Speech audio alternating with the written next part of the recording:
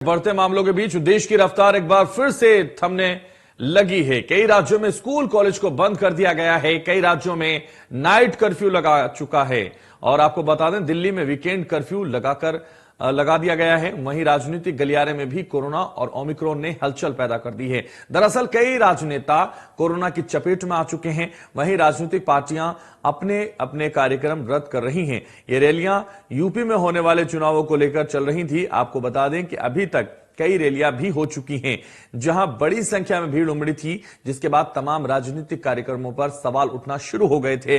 लेकिन अब राजनीतिक पार्टियों ने अपने बड़े कार्यक्रमों पर रोक लगाना शुरू कर दिया है। कांग्रेस समाजवादी पार्टी के बाद बीजेपी भी अपनी रैलियां रद्द कर रही है। लखनऊ में प्रधानमंत्री की होने वाली रैली को भी रद्द किया गया है।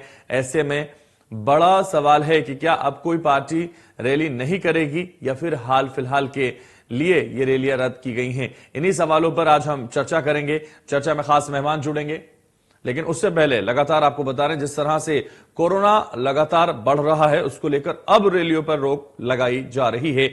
यह अब रैलियों पर को रद्द किया जा रहा है, लेकिन सवाल उठ रहा था कि पहले भी ये काम किया जा सकता था, लेकिन आखिर इतनी देरी क्यों? ये सब मुद्दों पर आज बातचीत की जाएगी।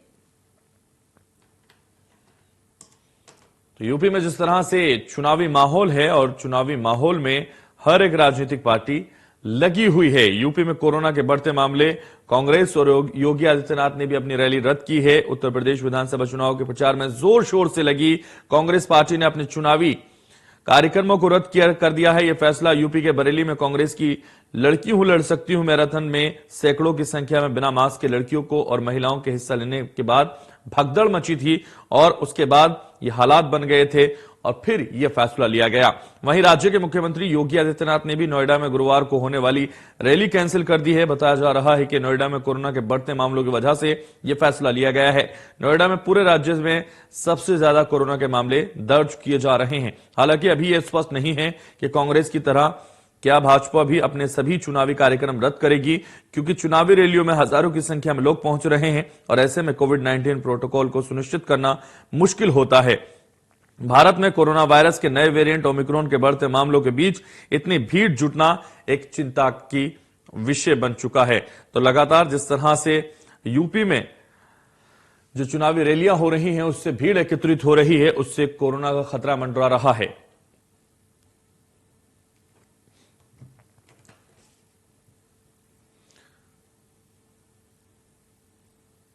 तो खास मेहमान हमारे साथ चर्चा में जुड़ रहे हैं। सबसे पहले परिचय करा देते हैं। एसएन सिंह प्रवक्ता हैं भारतीय जनता पार्टी के, स्वागत है इंडिया न्यूज पर सर आपका। विकास श्रीवास्तव प्रवक्ता हैं कांग्रेस के, आपका भी स्वागत है इंडिया न्यूज पर। अभिषेक बाजपेयी हैं हमारे साथ, प्रवक्ता हैं सपा के, आपका भी स्वागत है। डॉक्टर पूर्णिमा लेमाड़ हैं हमारे साथ, उनका भी आप इंडिया न्यूज पर स्वागत करते हैं। और चर्चा की शुरुआत इसी से करेंगे क्योंकि जिस तरह से लगातार रैलियां की जा रही थी, लगातार ये देखा जा रहा था कि जो भीड़ है वो काफी एकत्रित हो रही है, काफी इकट्ठा हो रही है। उसकी वजह से कहीं ना कहीं अब जो कोरोना का ग्राफ है वो ज्यादा बढ़ने लगा है और अब ये समझ में आने लगा है नेताओं को भी कि कहीं ना कहीं जो कोरोना है जान है जहान है, जो सुप्रीम हाई कोर्ट के जस्टिस ने कहा था वो अब सच लगने लगा है। इसलिए ये अब चुनाव में जो रैलियां हो रही थी उन पर रोक लगाई जा रही है और रद्द किया जा रहा है। अब देखना यह होगा कि राजनीतिक पार्टियों को अब यह ख्याल आया है, उत्तर प्रदेश में कोरोना से जो हाल आया है वो उन्हें समझ में आने लगा है। सबसे पहला सवाल एसएन सिंह जी आपके पास में आना चाहूंगा और आपसे लेना चाहूंगा, जिस तरह से ये रैलियां की जा रही थी, अब कांग्रेस ने तो ये स्पष्ट कर दिया कि वो कोई चुनावी रैली नहीं करेगी, लेकिन अभी आपके यहां से कोई आधिकारिक पुष्टि नहीं हुई है। क्या लग रहा है 9 तारीख को प्रधानमंत्री का भी कार्यक्रम है वो रद्द किया जा सकता है और भी कई कार्यक्रम हैं वो सब रद्द कर दिए जाएंगे? देखिए, हम सरकार में हैं और हमारी जिम्मेदारी है कि हम सबसे पहले कदम उठाएं जी। और भारतीय जनता पार्टी एक लोकतांत्रिक और जिम्मेदार पार्टी है जी। उत्तर प्रदेश में आज देखे होंगे लगभग 20 करोड़ लोगों को कोरोना की वैक्सीन दी गई है जी। पिछले 7 महीने से कोरोना संख्या में बहुत भारी मात्रा में गिरावट थी। ये कहा जाए कि कोरोना था ही नहीं उत्तर प्रदेश में, लिहाजा रैलियां चल रही थी जी। लेकिन जब से ये इस तरह की चीजें आना शुरू हुई है तो आदरणीय मुख्यमंत्री जी ने कोविड-19 का पुनः गठन करके उस पर बैठक बुलाना शुरू कर दिया और सरकार ने निर्णय लिया कि चूंकि छोटे बच्चों को अभी तक वैक्सीन नहीं लगी थी, तो 10वीं तक के विद्यालय को 14 तारीख तक बंद कर दिया गया।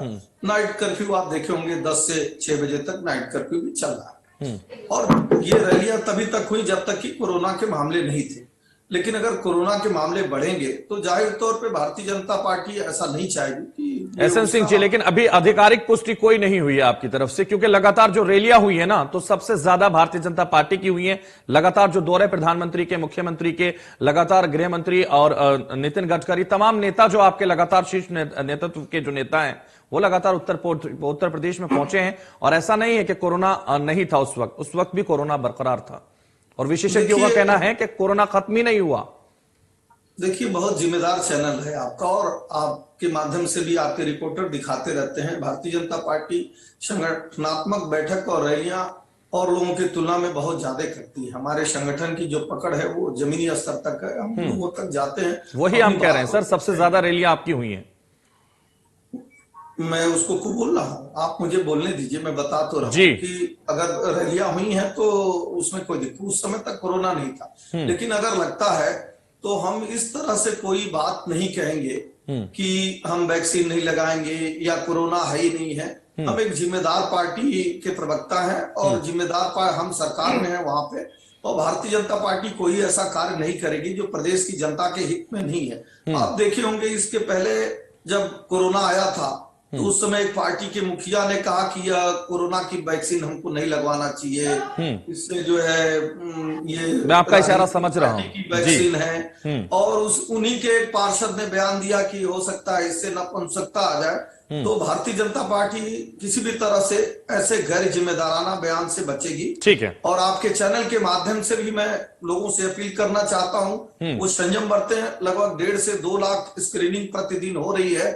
हम सारी सावधानी बरत रहे हैं, और सरकार में रहने पे मैं स्वतः कह रहा हूं कि सबसे पहली जिम्मेदारी है भारतीय जनता पार्टी की। और आपके चैनल के माध्यम से कह रहा हूं कि भारतीय जनता पार्टी वह सारी जिम्मेदारी निभाएगी जो उत्तर प्रदेश और प्रदेश की जनता के लिए होना। बिल्कुल बिल्कुल, जिम्मेदारी आपकी है और आपको निभानी पड़ेगी। सरकार आपकी है, इसलिए आपकी ज्यादा जिम्मेदारी है। अभिषेक जी, आपके पास मैं आना चाहूंगा। अभिषेक समाजवादी के प्रवक्ता हैं, आपसे भी अभिषेक जी समझना चाहूंगा, जिस तरह से कांग्रेस ने ऐलान कर दिया, कांग्रेस इन सब चीजों में सबसे आगे इस वक्त आपसे नजर आ रही है, क्योंकि उन्होंने सबसे पहले ऐलान कर दिया कि वो कोई चुनावी रैली नहीं करेंगे। अब वो वर्चुअली ही जोर देंगे, वर्चुअली जो भी करेंगे वो वर्चुअली कार्यक्रम करेंगे। लेकिन अखिलेश यादव को लेकर जिस तरह से एसएन सिंह जी ने भी कहा कि वो तो वैक्सीन लगवाने को भी इस तरह की बात कर रहे थे।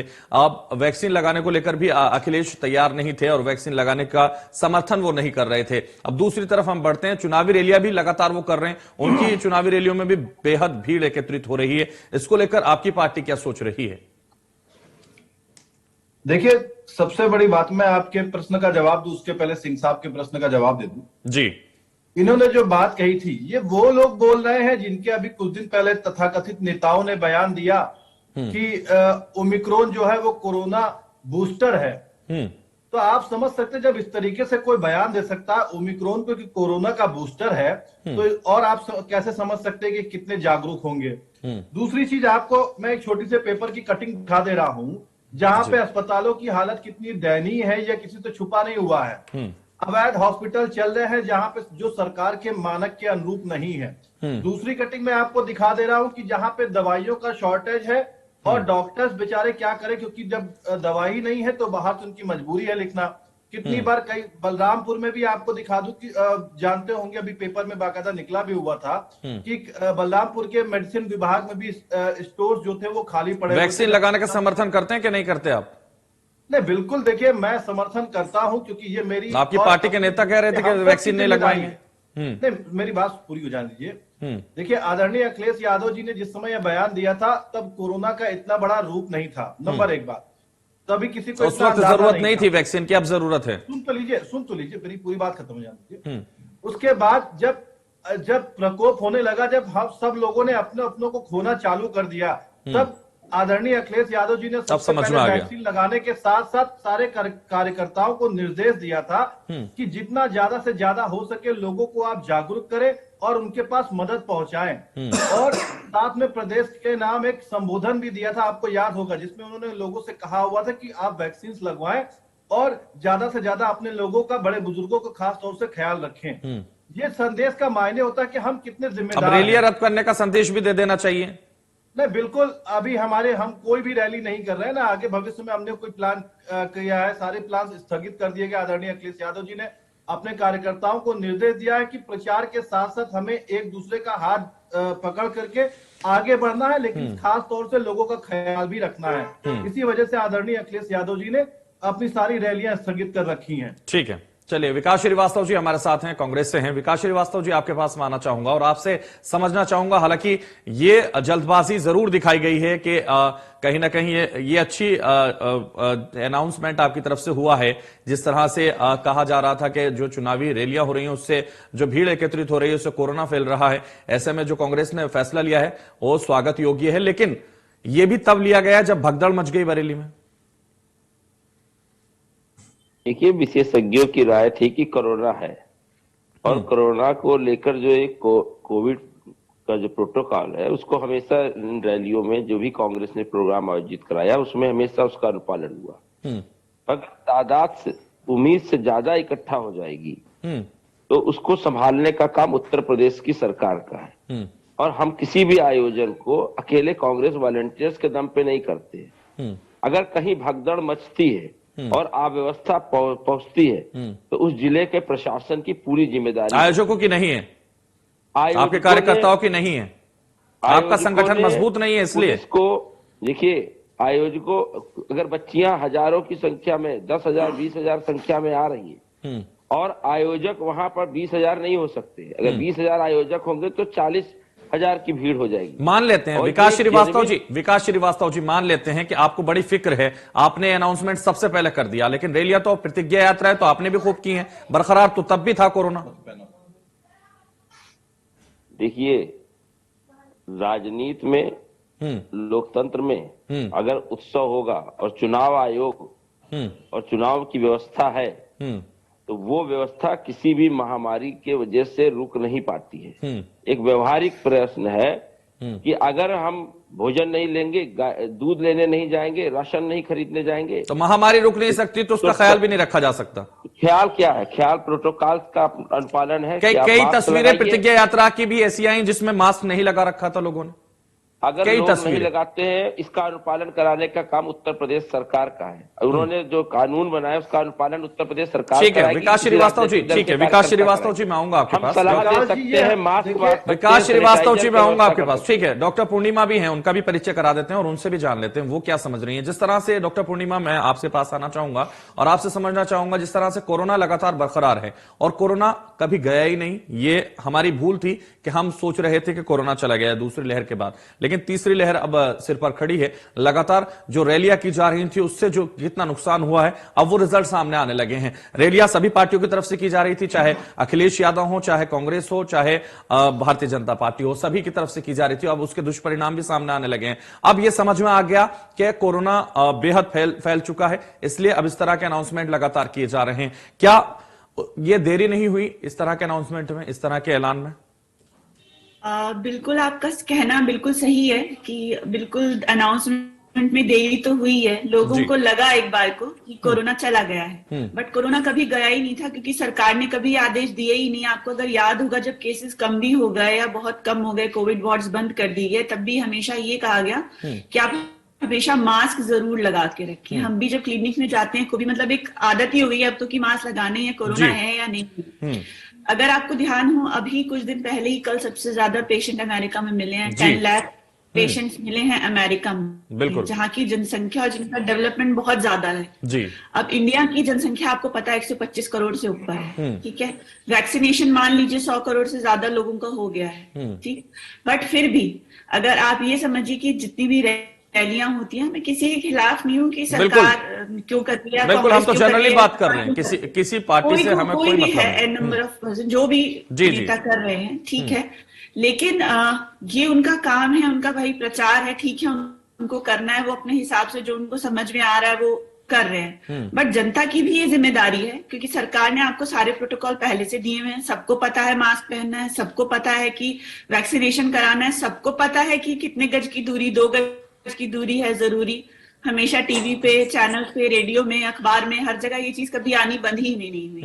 तो ये जनता की भी जिम्मेदारी है कि अगर नेता आपको रैलियों में बुला रहे हैं या आपको रैली हो रही है कि आपको जाना है कि नहीं जाना है, ये फैसला तो जनता का है ना। सरकार अपना काम कर रही है, नेता अपना काम कर रहे हैं, बट जनता जो कि इतना एजुकेट आपको किया गया है, वैक्सीनेशन का ड्राइव इतना बड़ा चलाया गया है, आपको हर पल एजुकेटेड गांव देहात में जा जाके फ्री।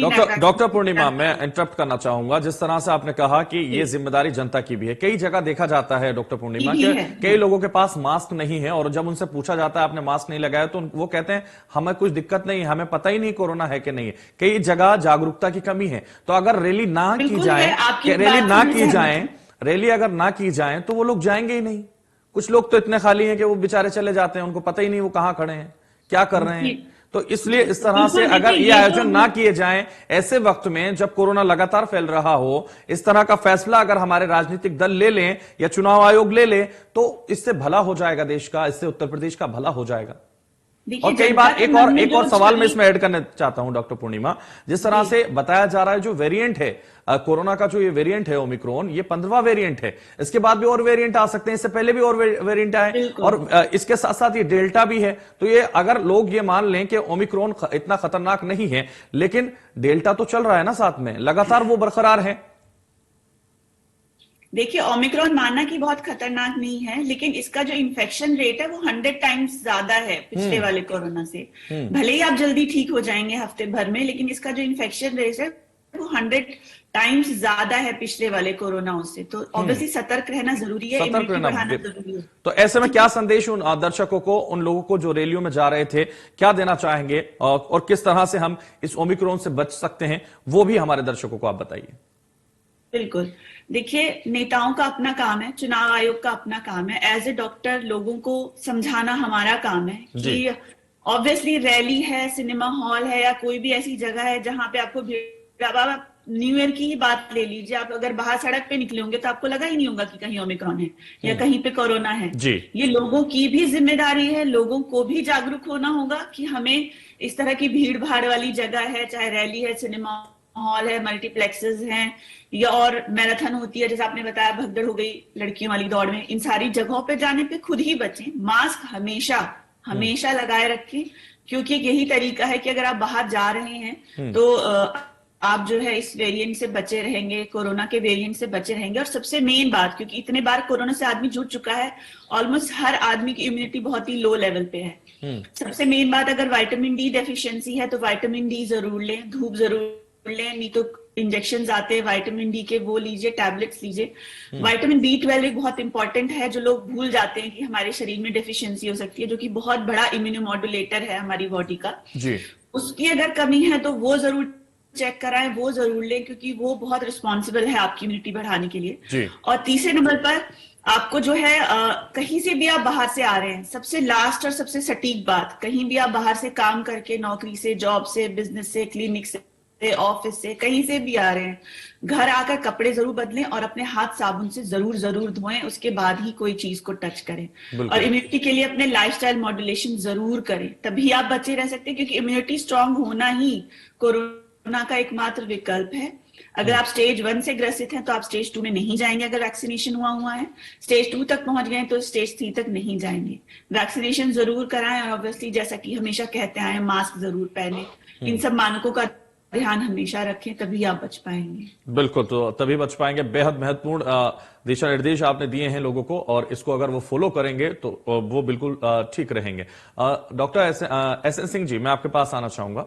एसएन सिंह जी, जिस तरह से लगातार अब देख रहे हैं आप कि रैलियों पर रोक लगनी शुरू हो गई है, और वो खुद भी पार्टी के नेता सब इस पर गहनता से विचार कर रहे हैं, और आपने भी कहा कि हमारी पार्टी भी इस पर सोच रही है और विचार कर रही है, और सबसे ज्यादा जिम्मेदारी हमारी है, सबसे ज्यादा जिम्मेदारी आपकी है। तो क्या आप सबसे पहले संदेश देंगे कि वर्चुअल बैठकें करेंगे, वर्चुअल जो आपके कार्यक्रम है वो वर्चुअल किए जाएंगे? निश्चित तौर पे मैं पहले भी यही कहा हूं कि जिम्मेदारी निभाते हुए हम वो सभी कार्य करेंगे जो प्रदेश की जनता के हित में होगा। और आप देखे होंगे अभी समाजवादी पार्टी के भाई कह रहे थे कि हम बयान पहले दिए थे और बाद में बदल गए थे। तो मैं एक छोटा सा चीज कहना चाहूंगा अभिषेक जी को कि आपने जो बयान दिया और आप बदल गए, लेकिन उसके नाते एक पूरा समाज इससे वंचित रह गया। उस समाज को लगा कि सही कहीं आऊंगा ऐसा हो अभिषेक जी कि आपके ये पास, लगाने पूरी से होने दीजिए एसएन सिंह जी की बात। नपुंसकता आ जाएगी। तो इन ऐसे बयान नहीं देने चाहिए। देखिए, राजनीतिक पार्टियां रहेंगी, पहले राष्ट्र की बात करनी चाहिए और जो जनता के हित की बात हो उसको करना चाहिए, उसको सोचना समझना चाहिए। हम अपने कांग्रेस के भाई पे भी एक टिप्पणी करना चाहेंगे। उन्होंने कहा कि प्रदेश सरकार की जिम्मेदारी होती है, तो इस विषय से थोड़ा सा इतर जाके मैं बताना चाहूंगा कि कल एक घटना हुई है पंजाब में। प्रदेश सरकार की क्या जिम्मेदारी होती है आप देखे होंगे। उन्होंने ही बताया कि मास्क नहीं अगर कोई लगाता है तो ये प्रदेश सरकार की जिम्मेदारी है। लेकिन एक चुना हुआ प्रधानमंत्री वो तब तक किसी पार्टी का होता है जब तक प्रधानमंत्री के पद को सुशोभित नहीं करता। लेकिन जिस दिन वो प्रधानमंत्री हो जाता है वो पूरे देश का, पूरे राष्ट्र का होता है। दुनिया में क्या मैसेज दिया होगा, हमारे देश में लोग आने से कितना घबरा रहे होंगे। क्या उस प्रदेश की जवाबदेही नहीं थी? क्या वहां के पुलिस की जवाबदेही नहीं थी? अरे अगर भारतीय जनता पार्टी के कार्यकर्ता हो, कोई भी हो, प्रधानमंत्री से कोई ऐसे उसके रूप में जाके मिल सकता है क्या? क्या आप अपनी जिम्मेदारी को नहीं निभाएंगे? तो मैं ये कह रहा हूं कि अपनी जवाबदेही तय करिए, दूसरे के तरफ मत दिखाइए। एक उंगली दिखाएंगे तो 4 उंगली आपके तरफ भी दिखेगी। और उत्तर प्रदेश सरकार तो लगातार उत्तर प्रदेश की जनता के लिए काम करती रही। आदरणीय मुख्यमंत्री जी कोविड पॉजिटिव हो गए थे, उसके बाद भी डेली बैठकें ले रहे थे और जैसे ही स्वस्थ हुए आप देखे होंगे सारे लोग अपने घरों में थे। आज 4.5 साल के बाद पर्यटन करने आए हैं। लेकिन आपका चैनल भी दिखाया था, आदरणीय मुख्यमंत्री जी सभी जिलों का दौरा करने लगे। और जब जिले में जाने से क्या होता है, वहां एक्टिवनेस आ जाती है। वहां के जो अधिकारी होते हैं उनको लगता है कि हमारा मुखिया आया है, हमें और अच्छे से काम करना चाहिए। और उत्तर प्रदेश की जनता की भलाई के लिए लगातार काम करते रहे और आगे भी हम करते रहे। ठीक है, विकास श्रीवास्तव रिएक्शन चाहूंगा आपका। देखिए, ज्यादा इसको पर्सनल लेने की जरूरत नहीं है, पर व्यवहारिक दृष्टिकोण से जयदी साहब आप देख रहे हैं कि कोरोना से निपटने के लिए जितने भी उपाय हैं, चाहे वो सैनिटाइजर हो, चाहे वो मास्क हो, या चिकित्सा के क्षेत्र से जुड़े या स्वास्थ्य से, या जो लोग बाहर निकल रहे हैं उनको पीपी किट की जरूरत पड़ती है। इन सारी चीजों को लेकर केंद्र सरकार ने जिस तरीके से जीएसटी लगा रखा है, जिस तरीके से पीपी किट और मास्क में घोटाला हुआ है, उस घोटाले को देखिए। और सबसे बड़ी बात है, प्राइस कंट्रोल किसके हाथ में है? एक मास्क जो आम जनमानस को आप मास्क नहीं उपलब्ध करा सकते हैं, तो इस देश की सरकारों का क्या मतलब है? आप एक तरफ वैक्सीन लेने की बात करते हैं तो बड़े बड़े होर्डिंग करोड़ों रुपए का लगा। विकास श्रीवास्तव जी, सवाल एसएन सिंह जी ने उठाया कि आप राज्य सरकार की बात कर रहे थे, वो पंजाब की राज्य सरकार की बात कर रहे हैं, वहां अपनी जिम्मेदारी आप निभाते नहीं और उत्तर प्रदेश की राज्य सरकार पर सवाल उठाते हैं। पहले ये बात आ जानी चाहिए, मैं दूसरी बात का भी जवाब दे रहा हूँ जी। ये आपका विषय है कोरोना से कैसे निपटा जाए और रैलियों के लिए, उस पर मैं बात कर रहा हूँ क्योंकि मेरी तैयारी जिस पर है उस पर पूरी बात होनी चाहिए। देश की जनता भी जानना चाहती है कि जो लोग सरकार में उनकी जिम्मेदारी क्या है और जो विपक्ष में है उनकी क्या जिम्मेदारी है। इनका काम है पीपी किट और ऑक्सीजन को उपलब्ध कराना। पहली ही कोरोना की लहर में जब देश का प्रधानमंत्री ताली थाली और दिया और बल्ब जलाना बुताना सिखाएगा तो इस देश की जनता को कैसे कोरोना की गंभीरता पता चलेगी। आप पूर्णिमा जी डॉक्टर है, अच्छी तरीके से समझती हैं कोरोना शब्द के बाद अगर उसको कोई देश का व्यक्ति जान पाए चाहे न जान पाए, पर देश का प्रधानमंत्री और मुखिया नहीं अगर जान पा रहा है। आदरणीय राहुल गांधी जी ने आगाह किया था तो हर्षवर्धन जी स्वास्थ्य मंत्री थे, वो मजाक उड़ा रहे थे। उन्होंने साफ साफ कहा था देश की अर्थव्यवस्था से लेकर एक एक नागरिक की जान को खतरा है, पर प्रधानमंत्री जी ने पहली लहर में ताली थाली बजवा करके आपने देखा करोड़ों लाखों माइग्रेंट लेबर सड़क पर टहलते रहे और किसी ने इसको गंभीरता से नहीं लिया। उसके बाद 15 महीने बाद दूसरी लहर आई। 14-15 महीने में देश के प्रधानमंत्री समेत तमाम सारी भाजपा की शासित राज्यों में कोरोना से निपटने का कोई इंतजाम नहीं किया गया। गंगा में लाशें बही और हजारों लोगों की, लाखों लोगों की मौत हुई। आज उनका पुरसहार लेने के लिए कोई नहीं है। सरकार को 4 लाख रुपए देना चाहिए, 50,000 देने की बात करती, वो भी अभी तक किसी भी परिवार को नहीं मिला है। सब अभिलेखों में और भ्रष्टाचार में लिप्त है। कोरोना के नाम पे जितने संसाधन थे उसमें करोड़ों करोड़ों रुपए का घोटाला आया, आपकी मीडिया चैनलों ने दिखाया। सरकार का भी दायित्व होता है कि अगर हम ऑक्सीजन की उपलब्ध करा देते शायद जाने बच जाती है। और विकास श्रीवास्तव, इन सब मुद्दों पर हम हमेशा चर्चा करते हैं और आप एज ए विपक्ष ये मुद्दे उठाइए तभी सरकार को पता चलेगा। आप सीधा मुद्दे पे आइए और लगातार जो आपने राज्य सरकार पर सवाल उठाया था मास्क को लेकर, उसका जवाब विकास जी का दीजिए। जवाब दे दूं मैं पंजाब सरकार के बारे में विकास श्रीवास्तव मुद्दे पर आकर जवाब दीजिए ना सर पहले। देखिए, दूसरा जवाब यह है कि ये सबसे बड़ा प्रधानमंत्री का इंटेलिजेंस फेलियर है। प्रधानमंत्री की सुरक्षा एसपीजी को आए और रा को रहे। राज्य सरकार की कोई जिम्मेदारी नहीं थी। ऐन मौके पर राज्य सरकार की कोई जिम्मेदारी नहीं थी। भेजी थी जो अपना प्रोग्राम भेजा था। राज्य सरकार की क्या जिम्मेदारी थी वो बताइए आप। मैं बता रहा हूं, प्रधानमंत्री सारी जिम्मेदारी एसपीजी की थी, सारी जिम्मेदारी प्रधानमंत्री की थी, मुख्यमंत्री की और राज्य सरकार की कोई जिम्मेदारी नहीं थी। अरे आप बात तो सुनिए सर, इतनी देर से आपकी पूरी बात सुन रहा हूं मैं, पूरा देश आपकी बात सुन रहा है, लेकिन सीधा मेरा जवाब नहीं देते आप, घुमाते हैं बात को और फिर नाराज हो जाते हैं मीडिया पर। फिर आप कल वाला माहौल बना सर वही, मैं माहौल नहीं बना रहा हूं, मैं लगातार आपसे बात ही नहीं आने दे रहे। मैं पूरी बात मैंने आपकी सुनी सर। कितना वक्त आपको चाहिए? पूरा वक्त मैं आपको दे दूं? और लोगों से भी बात करनी है ना। विकास श्रीवास्तव को दे दीजिए, मैं उसके बाद दे दूंगा। विकास श्रीवास्तव, पूरी बात हम सुन रहे हैं, सीधा सवाल का जवाब तो दे दीजिए सर। सवाल का जवाब दे दीजिए। आपने राज्य सरकार पर सवाल उठाया उत्तर प्रदेश के कि वो मास्क भी अरेंज नहीं कराते, वो कोई समस्या का निदान नहीं करते, अस्पतालों में दिक्कतें हैं और परेशानियां हैं। आप ये बता दीजिए, उन्होंने सवाल उठाया आपकी राज्य सरकार पर, आपकी भी तो सरकार है ना सर, कांग्रेस की पंजाब में, वहां आपसे प्रधानमंत्री की जो है सुरक्षा का ख्याल नहीं रखा जाता, आप क्या जिम्मेदारी निभाएंगे? अपना भी तो बताइए ना सर, दूसरे पर सवाल उठा रहे हैं। मैं जो कह रहा हूं सुनिए, मैं सवाल नहीं उठा रहा, मैं जवाब दे रहा था आपके सवाल का। मैंने पूरा सुना सर, पूरा सभी लोग आपकी बात सुन रहे हैं और फिर आप कहते हैं कि इस तरह से बात मत कीजिए।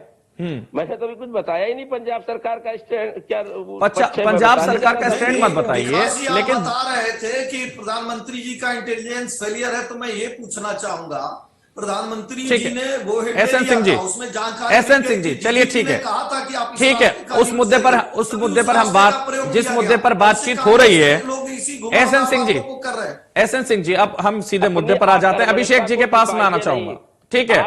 विकास श्रीवास्तव जी, मैं आऊंगा आपके पास। विकास श्रीवास्तव जी, प्रधानमंत्री विकास श्रीवास्तव जी, अब शांत हो जाइए आप। विकास श्रीवास्तव जी, ठीक है, मैं आऊंगा आपके पास। अब देश के लिए शहादत दी है विकास श्रीवास्तव जी, अब मैं आऊंगा आपके पास। अभिषेक जी, इंटेलिजेंस फेलियर उस वक्त नहीं था, आप लगातार बोलना शुरू कर देते हैं विकास श्रीवास्तव, फिर मुझे चीखना पड़ता है सर। एसपीजी के ऊपर आपने पत्थर फेंका था, इंटेलिजेंस को भी आप। विकास श्रीवास्तव, अब हम कोरोना की बात कर लेते हैं, रैलियों की बात कर लेते हैं, ठीक है, मत दीजिए जवाब, मुद्दे पर रहिए। ठीक है, मुद्दे पर आ जाते हैं। अभिषेक जी, मैं आपके पास आना चाहूंगा और आपसे समझना चाहूंगा, पहले आपको वैक्सीन नहीं चाहिए थी, अब वैक्सीन चाहिए। पहले आप रैलियां आप भी खूब कर रहे थे, आपकी जो यात्राएं हो रही थी, विजय रथ यात्राएं हो रही थी और लगातार परिवर्तन यात्राएं भी शामिल हो गई थी, तो लगातार जो हमने उसमें भीड़ देखी, उसमें भी बिना मास्क के लोग नजर आ रहे थे, उसमें भी लोग सैनिटाइजर का इस्तेमाल नहीं आप करवा पा रहे थे। आपका संगठन के जो लोग थे वो पूरी तरह से कोई सोशल डिस्टेंसिंग का पालन नहीं कर रहे थे। आपकी भी रैलियां हमने खूब देखी। आप क्यों इतना वक्त लगा दिया अभी तक, आप क्यों सचेत नहीं हो पाए कोरोना से? देखिए, सबसे पहले तो एसएन सिंह जी की बात को मैं जवाब दे दूं। आज ये बात बोल रहे हैं एसएन सिंह जी, अरे इनको समझना चाहिए, वो मुख्यमंत्री की बात कर रहे हैं योगी आदित्यनाथ जी की। डबल इंजन की एक सरकार तो योगी आदित्यनाथ जी की फेल हो चुकी है। जिस समय पिछले काल में हमने देखा, जब उत्तर प्रदेश मौत के मुहाने पे खड़ा था, तब ये पश्चिम बंगाल में जाकर के प्रचार कर रहे थे, और जब लाखों लोग मर गए थे, तब यहाँ पे जाग करके आए थे कि अरे अब तो बहुत देर हो चुकी, तब तक वाकई में बहुत देर हो चुकी। इस बात को भी इनको स्वीकार करना चाहिए। अरे श्रीमान, अपना तो जवाब दे दीजिए, पहले मेरा जवाब दे दीजिए, एसएन सिंह जी का भी दे दीजिएगा। प्रश्न चिन्ह उठाएगा तो हम उत्तर प्रदेश के मुख्यमंत्री, जो हमारी जिम्मेदारी है कि हमें उनको आईना दिखाना चाहिए, तो बिल्कुल हम दिखाएंगे, इस बात को भी हम बताएंगे। और दिखाइए, मैं रोक नहीं रहा, मेरी बात का जवाब भी दे दीजिए। मैं आपकी बात का भी जवाब दे रहा हूं। इनके तथाकथित नेता अगर ओमिक्रॉन को बूस्टर की तरीके से देख रहे हैं, तो आप समझ सकते हैं इनकी मानसिकता कैसी है। अभी भी ये नहीं जाग पाए हैं। और अभी जैसे कि आप रैलियों की बात कर रहे हैं, तो उसमें आप ये समझिए कि आदरणीय अखिलेश यादव जी ने अपने हर रैली में लोगों को जागरूक करने के लिए बोला, वो अपने कार्यकर्ताओं को निर्देश ये रखा है कि हर कार्यकर्ता की जिम्मेदारी ये बनती है कि लोगों को पालन नहीं हो रहा ना सर, पालन होता हुआ नजर नहीं आया, बोलने की बात अलग है। पालन इसी चीज, पालन कराने का जिम्मेदारी किसकी है? आपकी नहीं थी, आपके संगठन के लोगों की नहीं है। यात्रा स्थगित कर रखी है। मैं कहता हूं एसएन सिंह कब कर दी सर? अभी तो की है ना, पहले भी तो कोरोना बरकरार था, डेल्टा लगातार बरकरार है सर। अभिषेक जी का जवाब दे दूं? एसएन सिंह जी मैं आऊंगा आपके पास। अभिषेक जी स्थगित कर दी है। अभिषेक जी कब स्थगित की? रैली नहीं कर रहे हैं, इनके प्रवक्ता तो कहते हैं हम आगे रैली करेंगे। अभी कब स्थगित की सर? लगातार जो तस्वीरें आई वो ही तो चौंकाने वाली हैं, वही लगातार ये बता रही हैं कि कोरोना उन्हीं रैलियों से फैला है। ये जो रैलियां लगातार हुई हैं, नहीं, आपके कहने का मतलब है कि सिर्फ समाजवादी पार्टी के मैंने सभी से ये सवाल पूछा सर, सभी से। अभिषेक जी मैं आपसे पूछ रहा हूं, भारतीय जनता पार्टी को मैंने सबसे पहले कहा कि सबसे ज्यादा रैलियां आपने की हैं, आपने नहीं सुना वो। मैंने आपके प्रश्न का यह भी उत्तर दिया हुआ कि आदरणीय अखिलेश यादव जी ने लोगों को संदेश भी दिया हुआ है कि हमें जागरूक करना होगा, रैलियों के साथ साथ हमें एक दूसरे का ख्याल रखते हुए आगे बढ़ना है। इस महामारी में कोई अपने को ना खो दे, हमें इस बात का भी ध्यान रखना होगा। और जैसा कि अभी कुछ देर पहले एसएन सिंह जी बता रहे थे जागरूकता के लिए, जैसे अभी डॉक्टर साहब ने बताया कि लोगों को जागरूक करने की बात, तो सरकार तो कहती है हम सबको जागरूक कर चुके हैं। आपको याद होगा वोट 86 के लेखा उसमें लिखा हुआ है 2000 अखिलेश यादव की तो पत्नी, उनकी बेटी पॉजिटिव पाई गई थी, उनकी खुद आरटीपीसीआर हुई सर, उनको खुद को कितना वो खुद संक्रमित हो गए थे, वो खुद इफेक्टिव हुए थे, आप देख रहे थे। वो क्या वजह थी? वो भी रैलियों में जा रहे थे ना, लगातार रैलियां हो रही थी ना, उसका असर खुद पर भी पड़ा। ठीक है डॉक्टर अभिषेक, ठीक है, अब हमारे साथ डॉक्टर पूर्णिमा भी हैं, हम डॉक्टर पूर्णिमा से बात कर लेते हैं, क्योंकि इस वक्त में डॉक्टरों से बात करना सबसे ज्यादा जरूरी है, क्योंकि वही देश के लिए एक इस वक्त उम्मीद है। डॉक्टर पूर्णिमा मैं आपके पास आना चाहूंगा और वापस आपसे ये समझना चाहेंगे, जिस तरह से सोशल डिस्टेंसिंग का पालन इन रैलियों में नहीं हो रहा था, उसकी वजह से जो मरीजों की संख्या है वो इस वक्त ज्यादा आई है। और सोशल डिस्टेंसिंग की वजह बड़ी वजह है, क्योंकि मुझे लग रहा है अगर मास्क आपने घर में नहीं लगाया तो ठीक है, लेकिन अगर कहीं भीड़ में नहीं लगाया तो यह बड़ा खतरनाक हो सकता है। बिल्कुल आपका कहना ठीक है। मैं अब बार बार एक चीज कहने के लिए हाथ खड़ा कर रही थी, चाहे कांग्रेस के प्रवक्ता हैं, चाहे बीजेपी के प्रवक्ता हैं, चाहे सपा से हैं, कहने का मतलब ये है, क्योंकि ये मीडिया से हैं, जनता को रिप्रेजेंट कर रहे हैं। मैं डॉक्टर हूं, हम लोग रोज पेशेंट्स देखते हैं जी। कहने का माध्यम अच्छा मिला है सबको अपनी बात रखने का। इन्होंने भी अपना एक टॉपिक रखा है कि भाई रैली ना करें, कोरोना और ज्यादा बढ़ेगा। सबसे सिर्फ एक ही गुजारिश है, सरकार ने जो भी काम किया है, चाहे बीजेपी की सरकार रही हो, चाहे सपा की सरकार रही हो, चाहे कांग्रेस की सरकार रही हो, किसी भी राज्य में हमेशा जनता की हेल्थ का ध्यान रखना चाहिए। जो भी है रैलियां वगैरह आप लोग करते हैं जो भी, लेकिन सबसे पहले प्रायोरिटी जो है वो, तो क्योंकि अल्टीमेटली वोट देने वाली भी तो जनता ही है। अगर वही नहीं रहेगी, वही संक्रमित रहेगी, तो आपका तो चुनाव। बिल्कुल डॉक्टर पूर्णिमा, बेहद बेहतरीन पहल आपने की है और ये बेहतरीन अपील आप इन लोगों से कर रही हैं, ये बहुत अच्छी बात है। और सभी जो पॉलिसी मेकर हैं, जो लोग सरकार चला रहे हैं, वो सब सुन रहे होंगे। तो आपका वो रैलियां करने का, आपका अपना प्रचार करने का, इसका कोई मतलब ही नहीं रहेगा। माना कि चुनाव आयोग की कुछ गलतियां हैं या उनके पास प्रेशर इतना ज्यादा होता है कि अब चुनाव आने ही वाले हैं, अब ये होना है, अब होर्डिंग्स लगने हैं, अब एडवर्टाइजमेंट होना है, अब आज प्रधानमंत्री जी आ रहे हैं, आज योगी जी आ रहे हैं, आज पंजाब में कोई सरकार का कोई कार्यक्रम है या कहीं भी है। पर सबसे पहले आप ये ध्यान तो रखिए कि जिनके लिए आप ये चुनाव करा रहे हैं, जिनके लिए अगर आप ये सारी चीजें कर रहे हैं, जिनके लिए आप पावर में आना चाहते हैं, जिनके लिए आप देश चलाना चाहते हैं, जिनके लिए आप सारे भारत के विकासशील देश को विकसित देश में परिवर्तित करना चाहते हैं, उस जनता की सेहत का ध्यान रखना सबसे पहले मुझे लगता है कि सबसे ज्यादा इंपॉर्टेंट है। बिल्कुल। बाकी जिसकी भी सरकार रही, जिस भी पार्टी की सरकार रही, चाहे बीजेपी, सपा या कांग्रेस, लोगों को पता है किसने कितना काम किया है, वो तो चुनाव रिजल्ट में पता चल ही जाएगा। मुझे लगता है अपने आप जितने भी एजुकेटेड लोग हैं वो अपने आप इतने सालों में एनालाइज कर लेते हैं कि किस सरकार ने कितना काम किया है। जी। रैलियां करने से या किसी रैली में 2 लाख लोग इकट्ठे हो गए, किसी में 5 लाख हो गए, किसी में 1 लाख हो गए, इससे कोई बहुत ज्यादा फर्क नहीं पड़ता है। जितने भी लोग हैं वो अगर बीजेपी वाले हैं तो वे बीजेपी वाले ही रहेंगे। बहुत ही कम चांसेस होते हैं कि वो कांग्रेस में आना है, या जो सपा का समर्थन करते हैं बड़े कम चांसेस होते हैं कि वो बीजेपी में चले जाएं। तो रैलियां ना करें, अपने काम मतलब अभी फिलहाल ना करें जब तक कोरोना है। और भी माध्यम है लोगों को अपनी चीजें पहुंचाने के लिए कि आपकी डॉक्टर पूर्णिमा जी, एक सवाल मैं इसमें आपसे लेना चाहूंगा, और सवाल ये है कि सभी पार्टी के लोग कह रहे हैं कि हमने जो गाइडलाइन है, जो कोरोना के नियम हैं, उनकी पालना की है। कई बार वो ये कह रहे हैं कि लगातार के हमारे जो नेता हैं वो ये कहते हैं कि आप इनका पालन करें, लेकिन सब कुछ पालन करने के बाद भी लोग संक्रमित हो जाते हैं। ये सवाल क्योंकि दर्शक का था, और लेकिन मेरे दिमाग में अब इस वक्त आ रहा है। एक दर्शक ने हमसे पूछा कि आप ये बताइए, मैं मास्क भी लगाता हूं, मैं सैनिटाइजर का इस्तेमाल भी करता हूं, मैं दूरी भी बनाता हूं, उसके बाद भी मैं संक्रमित हो गया, तो इससे कैसे परहेज किया जा सकता है कि अगर मास्क लगा रखा है, भीड़ में दूरी बना रखी है, लेकिन फिर भी उसके बाद संक्रमित हो जाते हैं, तो इससे कहीं ना कहीं रैलियों से बचना चाहिए, ऐसा लगता है? बिल्कुल भाई, ये तो बिल्कुल ही साधारण सी बात है। आप भी समझेंगे, रैली में कितनी भीड़ होती है, आप जानते हैं, ट्रकों में भर भर के लोग बुलाए जाते हैं जी। इतनी भीड़ होती है कि सड़क पे चलना मुश्किल हो जाता है। जो 4 व्हीलर में है वो तो ठीक है, जो साइकिल पे है, जो पैदल चल रहा है, जो आइसक्रीम के ठेले लगे हैं, जो गरीबी रेखा के नीचे जो लोग जीवन व्यतीत कर रहे हैं, उनके पास तो ये सुविधाएं नहीं है ना। वो हर वक्त सैनिटाइजर नहीं लगा सकते, एक मास्क लगा सकते हैं, वो भी कपड़े का, जिससे मात्र 10% बचाव होता है कोरोना के उससे।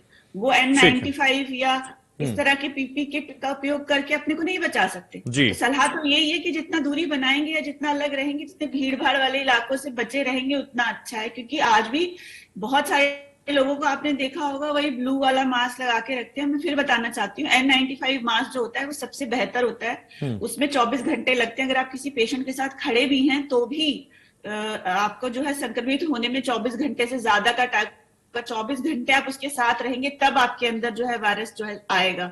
लेकिन अगर आप नॉर्मल या कपड़े का मास्क लगाते हैं जिसका फिल्ट्रेशन रेट बहुत ही खराब है, तो आपको वायरस फिल्टर होने के चांसेस उतने ही ज्यादा है। 20 मिनट के अंदर आपके अंदर वायरस ट्रांसफर हो जाएगा। तो ऐसे मास्क लगाने का कोई फायदा भी नहीं है। बिल्कुल बिल्कुल ठीक बात आपने कही, और आपकी बात से मुझे लगता है सभी पॉलिसी मेकर, सभी प्रवक्ता और जो हमारे साथ डिबेट में मौजूद हैं, सभी पार्टियों के लोग ये सहमत होंगे। विकास श्रीवास्तव कितना सहमत हैं डॉक्टर पूर्णिमा की बात से?